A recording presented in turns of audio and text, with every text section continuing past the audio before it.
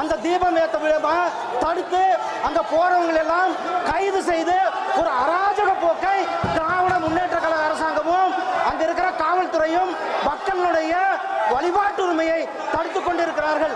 The issue is who was to lay the Deepam, Kartiga Deepam on top of the Subramania Swami temple of Tirupurangundram near Madurai.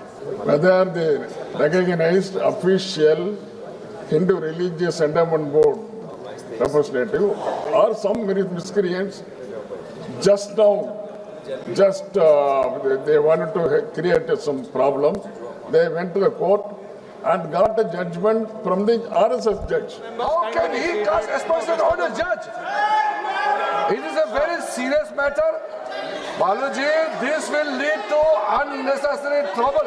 Remark is withdrawn, this remark is deleted, and this is objectionable, this is deleted. We cannot label any honorable judge of the country like that in any way, in any form. The honorable judge himself has considered that he belongs to a particular Okay, sir. communal class is being ignited by a particular party who is ruling, which is ruling in this government of India. திருப்பரங்குன்றத்துல திமுக அரசாங்கம் அங்க மக்களை வந்து வழிபடுறதுக்கு தடுத்திருக்கிறாங்க.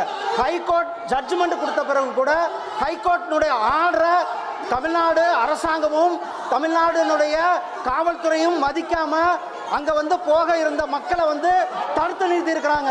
அங்க வந்து அவர்களுடைய வழிபாட்டு உரிமை அதற்கு பிறகு மாண்புமிகு மதுரை உயர்நீதிமன்றத்தினுடைய பெஞ்ச் ஆர்டர் போட்ட பிறகு சிஎஸ்ஐ உதவியோட 50 சிஎஸ்ஐ கொண்டுட்டு போயிட்டு அவங்க தீபம் ஏற்ற சொன்னாங்க.